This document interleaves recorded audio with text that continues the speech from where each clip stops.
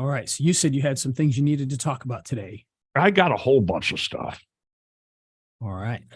So I shall be good. Okay. Looks like we.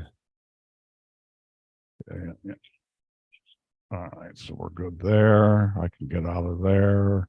I can get out of there. And you're there. This meeting's being live streamed. And let's hit record. Okay, Ray, anytime. All right. So what am I going to say that we're talking about then? YouTube news you can use. Oh, I like it. I like it. All right, here we go. And in 5, 4, 3. On today's episode of Video Marketing Madness, we're going to talk about YouTube news you can use. And speaking of things you could use, well, our good friends at Movo make some tremendous things that you can use, including microphones, stands, lights, and a whole lot more to make your videos look better than ever. Even if you're shooting with just your smartphone, which you should be, because quite honestly, so do I. Yeah. Even if you're shooting with your smartphone, you can look like a pro with all the great things they have available at Movo. What was that, Steve? I say it's all I got, That's right. That's all most people have. And you know what? What you have in your pocket is better than professional cameras 20 years ago. Oh, that's believe right. it or not. Absolutely. So get out there and start shooting and use Movo to get all the things that you need to shoot even better. Check them out right now by heading on over to raiselinks.com/Movo. Let them know I sent you, and you'll get absolutely nothing else free. That's right. Hit the music. We'll splice that in on the audio podcast. It's the radio show about video marketing madness with Ray, the video guy, and I'm Steve Sleeper, and I've been keeping track of all kinds of different things. Now, one thing that I noticed is that with the Google business profiles, I have some customers where Google's not allowing me to upload images. And then I have other customers where they are allowing me to upload images. So I scoured the internet, I scoured the forums, I scoured the Google help group, and finally I got an answer from somebody that made sense. Really? If you keep uploading the same images over and over, now keep in mind with most clients, I've got 10 images, but if you keep uploading those over and over again, Google can see that and they won't let you upload any more images as a manager. Okay. They would let the owner do it, but not as the manager. So this is something to keep in mind because I've got 2 clients where that happened. Not a big deal. I can deal with it.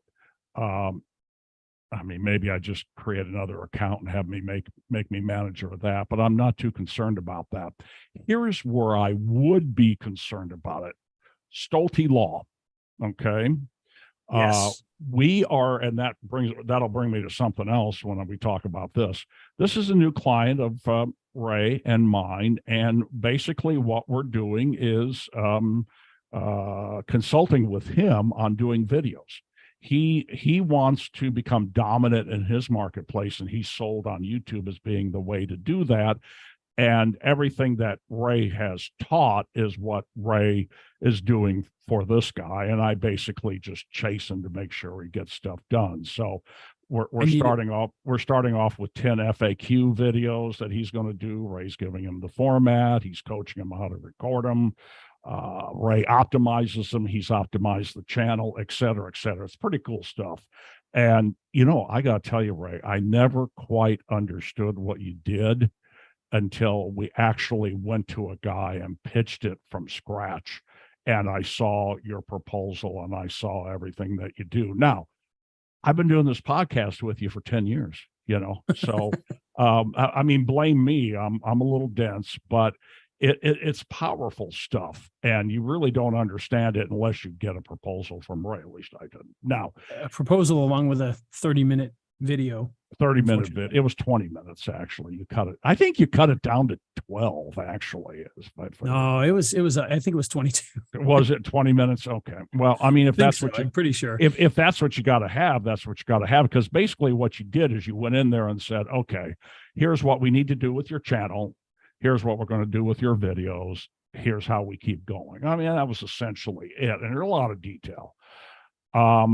So one of the things that you and I discussed when we did a call with them is that we can upload the native MP4 file to the Google Business Profile posts.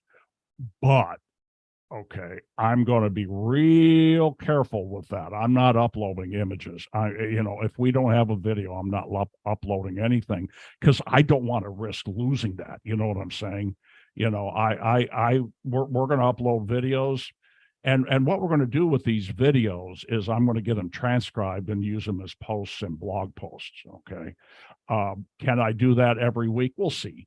But, if I can't upload a video there, I'm probably just going to, not worry about it. So that's important to know. If you're a manager of a GM or of a Google Business Profile, I still call it GMB,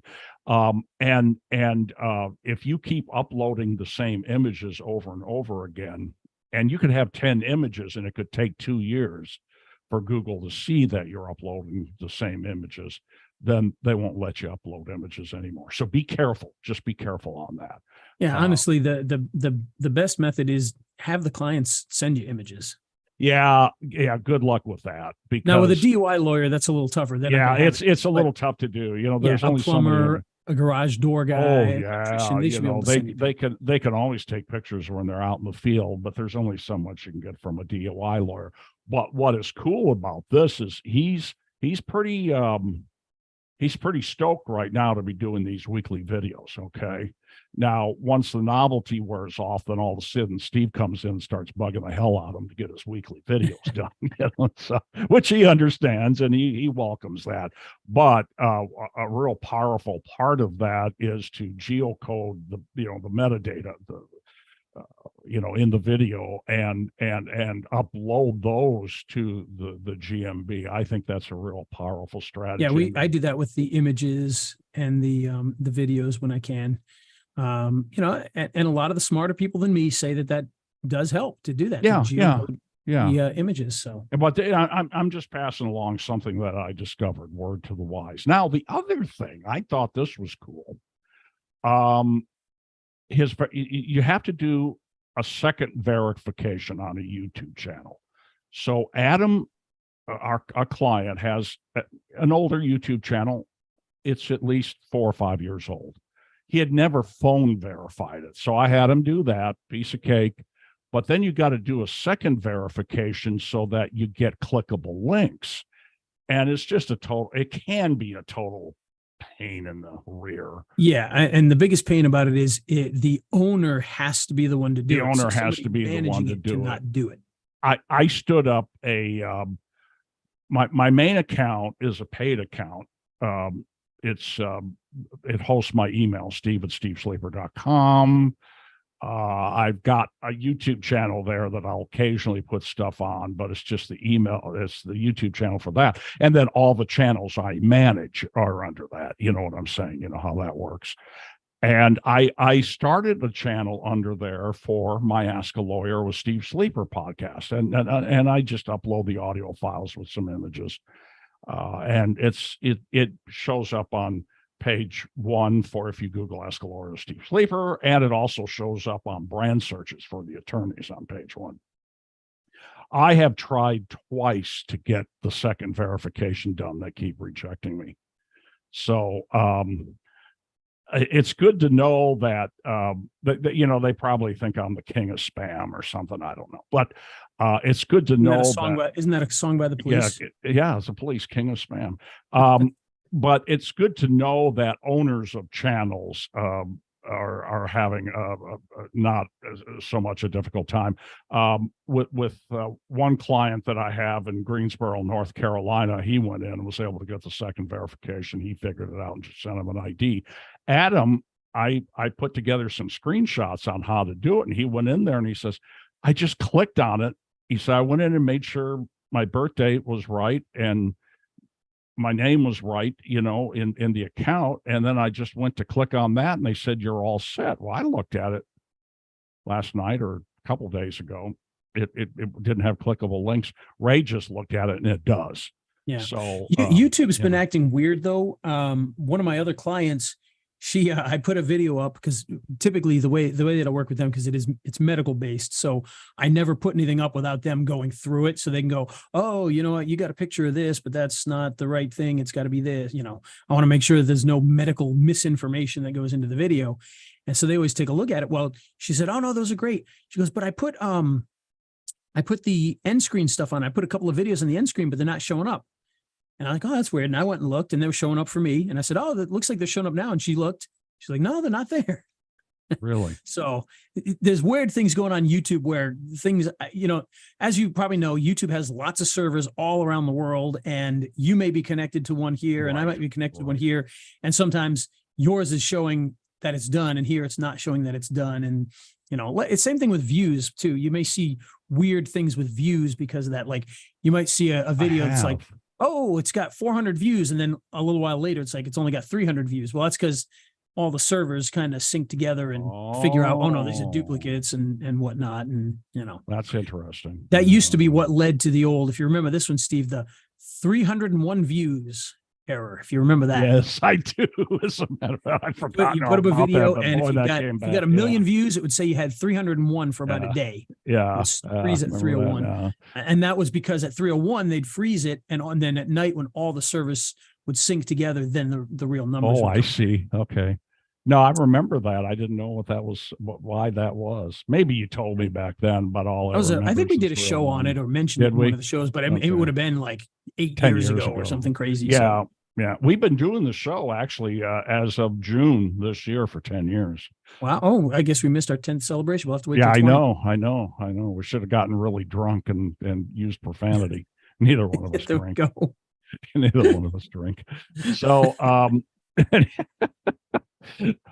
so there's that. Well, that's good to know. Now, let's get to some of the news that you can use on YouTube, and then I got some stuff on analytics and Google business profiles as well.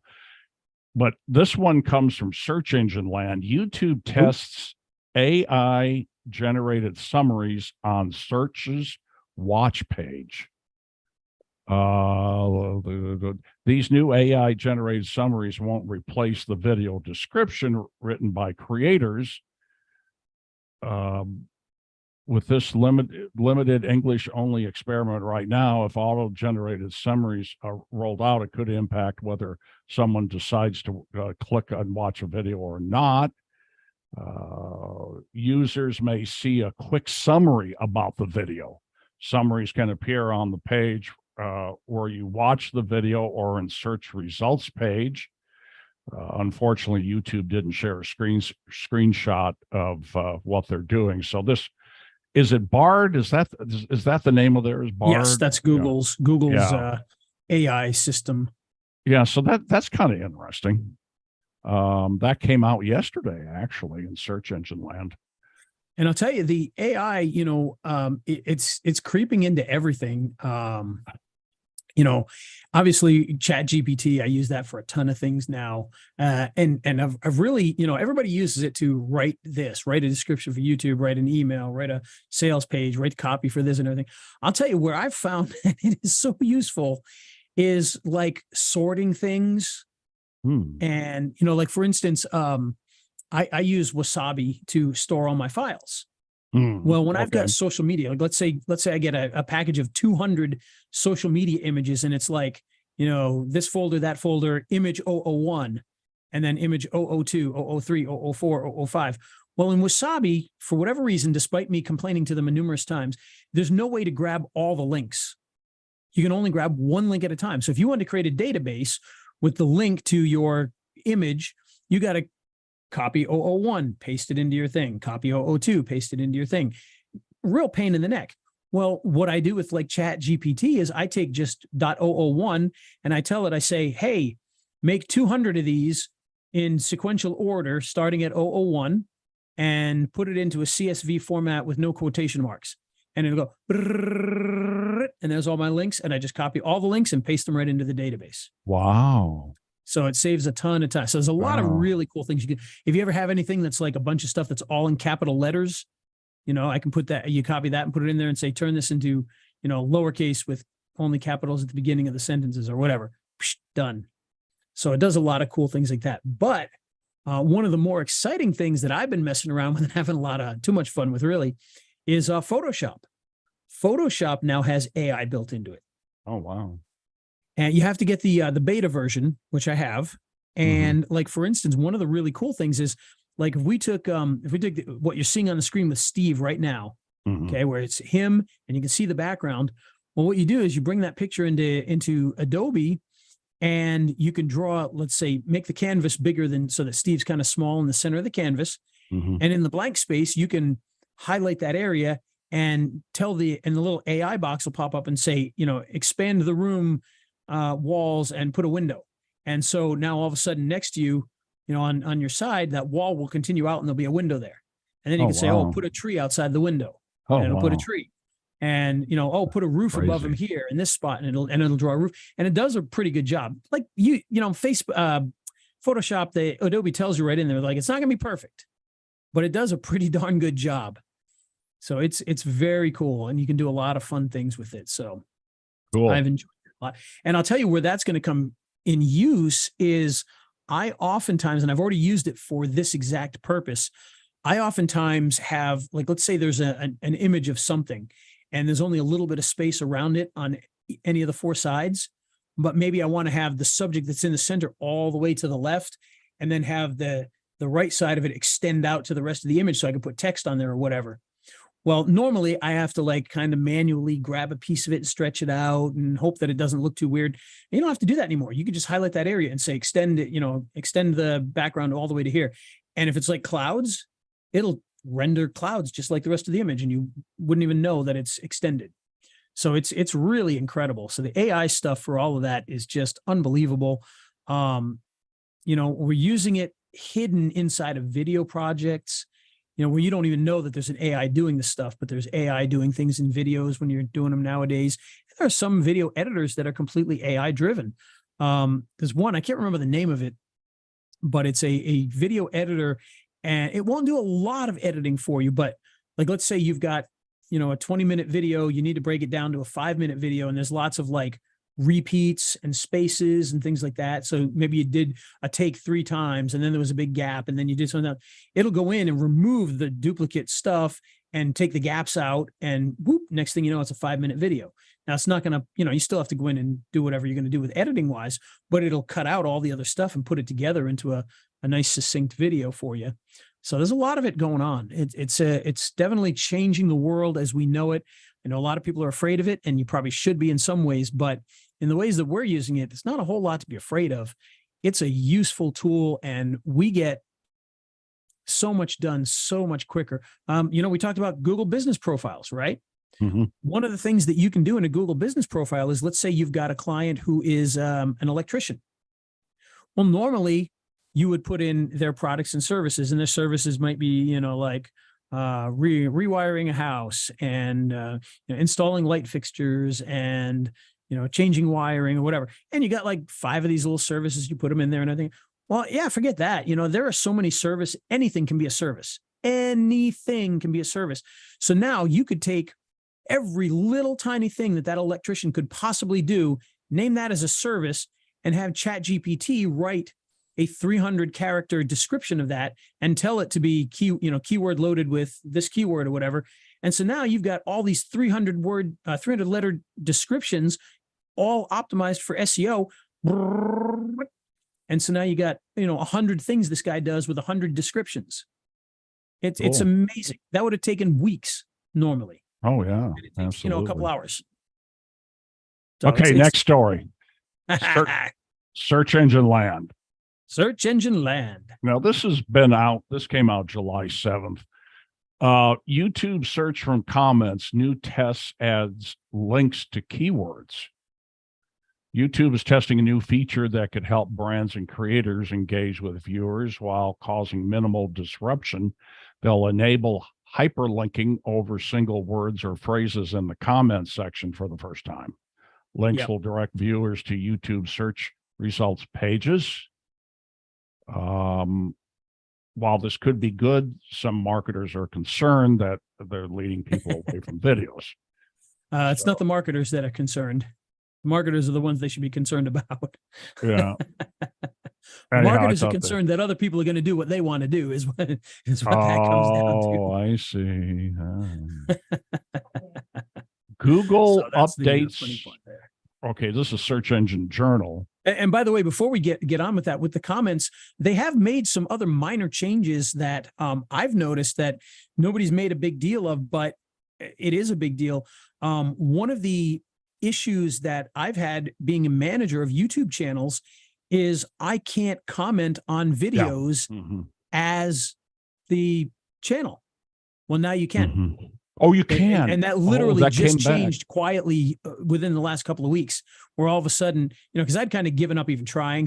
But I noticed that now you can do that. So I can go in and I can write a comment. Because one of the SEO things that we love to do is immediately when a video goes up, put a comment, that has information and a hyperlink, and put, not star, but heart it and pin it to the top and all that. We can't do that. You have to go, hey guys, could you go write this? Yeah, right. Well, that's good. They seem to be making that change. Well, that was stupid for them to take that away. Somebody wasn't thinking. They take a lot of things away from managers. And they may have changed this too. You can't create a playlist, or at least I think you can. I think in the video, when you upload a video and you have the option to choose a playlist, it says create new. I think we can hit create new and create one there, but we can't go into the playlists area. Oh, I saw that. No, I couldn't figure out how to create a playlist. So they have to do it. I did that. I create new. Yeah. Okay. I did see that now that I think about it. Yeah. So it's weird, the things that they block us from doing and the things that they allow you to do when you're the owner. It's like, come on, we're making them a manager, not an editor. Making them a manager. They should have all the privileges except maybe to delete the whole channel. That should be like the only thing that's really blocked. Yeah, everything else should be allowed. Right. So because you're actually you're making things rock and roll for YouTube, or we are. Why would they take all that stuff away from us? I have no idea. Maybe it's because next story. Maybe it's because I'm the king of spam. Okay, this comes from Search Engine Journal. No, you're not Sting. Google updates product ratings policy on automated AI content. So the ratings enforcement of a new policy involves a combination of automated and human evaluation using machine learning algorithms and specially trained experts. Automated and AI generated content and reviews should be labeled as spam, according to Google, in updated product ratings policies. I disagree with this, and I'll tell you why, Steve. Because the AI can write better than I can. It can write quicker than I can. Yeah. If I go into the AI and I say, write a 5-star review about Johnny's restaurant because I had the such and such hamburger the other day. I thought it was really good. The fries were great, etc. And it writes it out for me in a fluffy, nice way. Why would that be banned? It's my review still. Now, granted, if I went in there and said, write 5 reviews for 5 burger places that I didn't go to, that'd be a different sort of thing. But, I do that all the time because the AI is going to write it nicer and faster than I'm going to write it. I just tell it, I give it my opinion about something and it makes it look nice. Violation of these policies may result in content disapproval warnings or account suspensions. We got to get Josh Zamora's tool. You run your stuff through there and it's undetectable. Yeah, but ChatGPT rewrites it. No, it does. But here's the thing with ChatGPT. If you take anything that was written or rewritten in ChatGPT, paste it in there and say, did you write this? It's going to go, yep, I wrote that. Or nope, I didn't. Okay. So. Search Maybe you need engine to land. go to Bard and have it written in Bard, then take it to ChatGPT and write it, and then another one to rewrite it. Reminder, Google's similar audiences are being removed, search engine land. So just a reminder. Have you used that when you place ads? This is Sometimes, yeah. for Google ads, yeah. So that's going away. But honestly, you know what? Most of the time when I use that feature, it's in Facebook. So oh, okay. They have something like that. Okay. Oh, okay. Google files lawsuit over fake review scams. I don't think this is. You know what? That honestly, that is a huge thing. I'm actually dealing with that right now. I have a client who he had an employee. It wasn't even an employee. He was like a contractor for him. He kind of, would come in 1099 and do some work here and there. Well, he stopped using him because the guy wasn't showing up and wasn't doing what he was supposed to do. Well, the guy got mad, went and wrote a 1-star review saying how dishonest he was, blah, blah, blah. Then, which, and I told him, I said, well, that sucks. It's ridiculous. It shouldn't be there.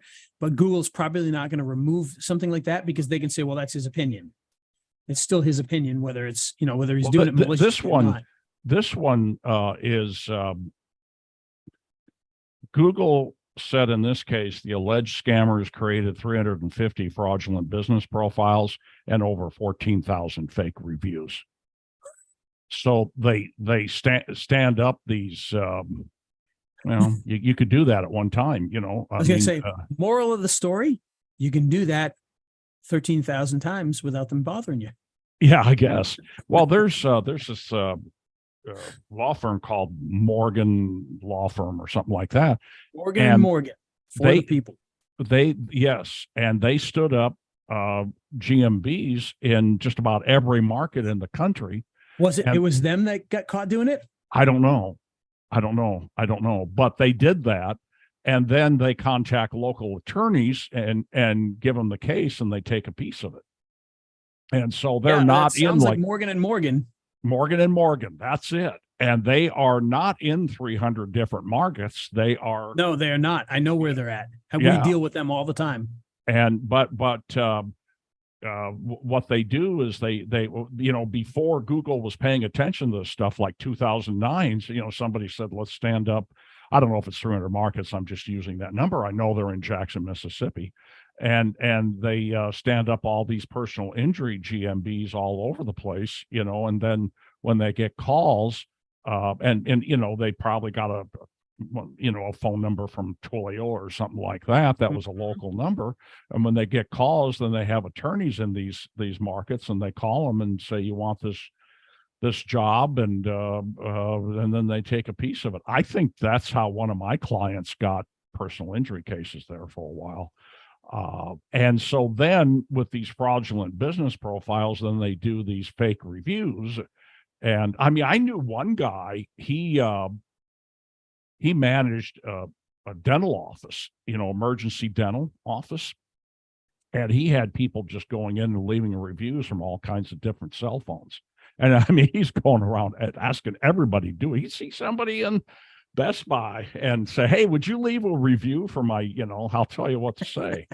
And he's got a gazillion reviews on there. And what had happened is it's emergency dental and you get what you get. Okay. You know what I'm saying?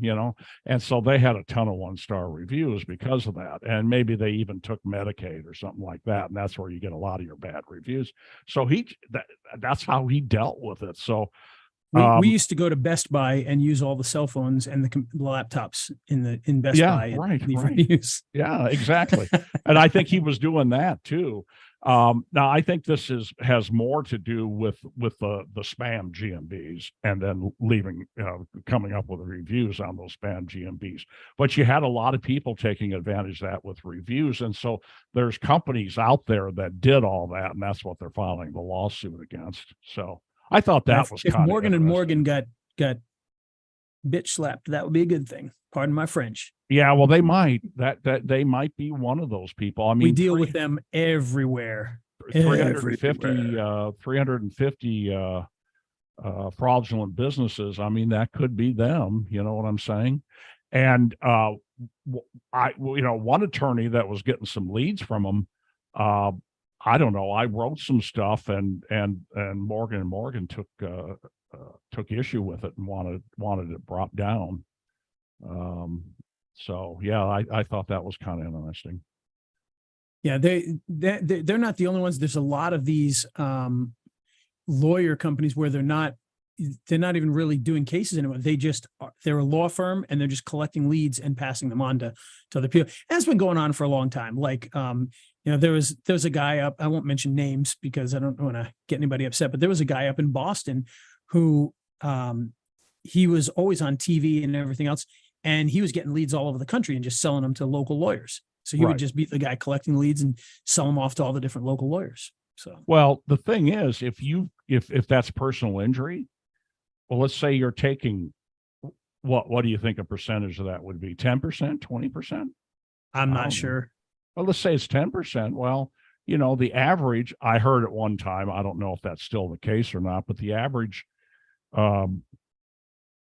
no, that's not what I heard. What I heard is a personal injury case can be worth $100,000 easily.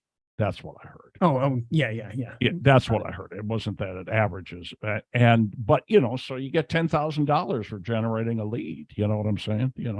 That's well, and the thing is, because people don't understand. They hear these things like, oh, such and such law firm just just filed a lawsuit and won a lawsuit for somebody for $10 million, whatever. But what people don't realize, they think, oh man, those lawyers just made all that money. Well, what they don't realize is before they ever made a penny, they might have had to go out and spend $100,000 in all sorts of things to be able to try that case before they ever get paid a penny for it. So, it can be very, very costly, and they don't win all the time. If they don't win, they just lost money. They don't win all the time. And in a lot of cases, there are lenders who will lend personal injury attorneys monies, against that. Yep. And, so yeah, it's kind of also why you see all these crazy mergers, Johnson, Smith and Dewey, Cheatham, and Howe just merged with so-and-so, and now they're Dewey, Cheatham, Howe, and Lowe. Well, that's because Lowe came in and had money to fund a case that they're working on, and now he's a partner, and so all that kind of weird crap goes on. And I got a friend of mine that owns a personal injury law firm, and they're very selective about what kind of they have to be. They take. They have to. If it's not something they feel very confidently they can win, it may not be worth even attempting, because if they lose, they're going to spend a ton of money and not get anything back. Because most of them work completely. But they are even selective about the character of the person. You know what I'm saying? It could be a decent lawsuit, but they're just not going to take it. And he's got 2 attorneys in his office handling the stuff that comes in from the community, because they run TV and billboards and all kinds of stuff.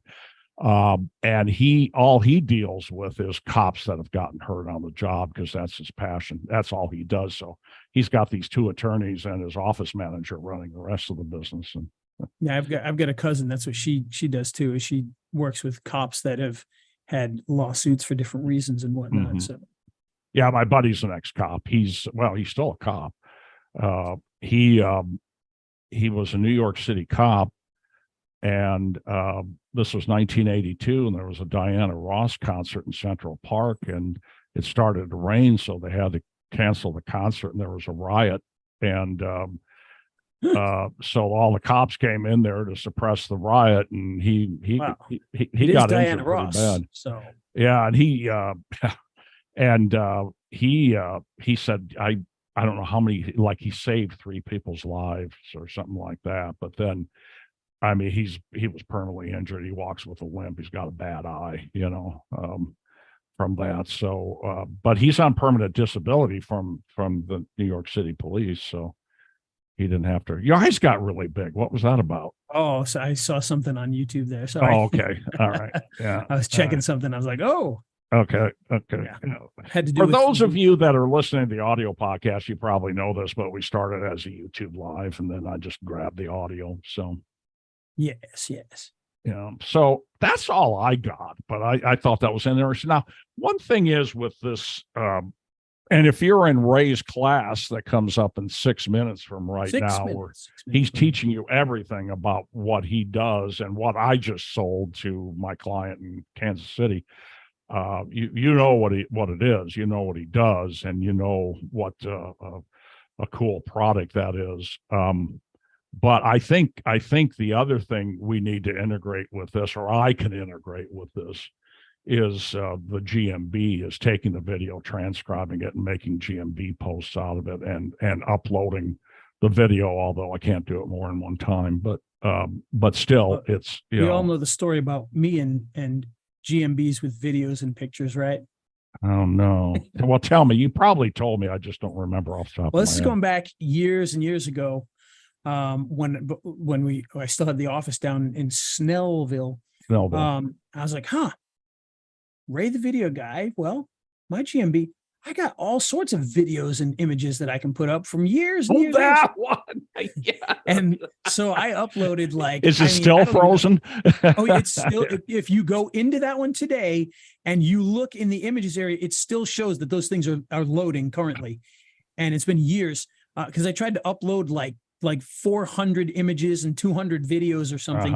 And I talked to the lady at Google and she's like, yeah, it's supposed to be like a total of only like 80 or something like that. And I had like hundreds, and it's still broken. I can't upload a video or an image to it. That's got to be 8 years ago that you did. Oh yeah. Well, I don't know when did you move to Georgia? It's probably about 5 years ago because we've been in here for 4 years now. So. All right. Okay. All right. But yeah, that's funny. That's so funny. that wasn't.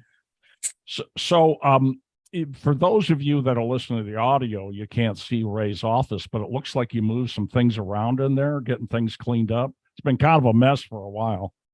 Yeah, well, because when I went away, they messed everything up on me here. They turned my office into a storage room because they were working on changing one of the escape rooms, so they just kept piling everything in here while they were doing it. I do have this area cleaned up where I can shoot videos and everything else, but I had to go through a whole bunch of old DVDs and Blu-rays, and that's why I got this. And old hard drives, because I was looking for a bunch of old stuff. So that's why I got these piled up Blu-rays and DVD players and hard drives and everything here. So, yeah. Cool.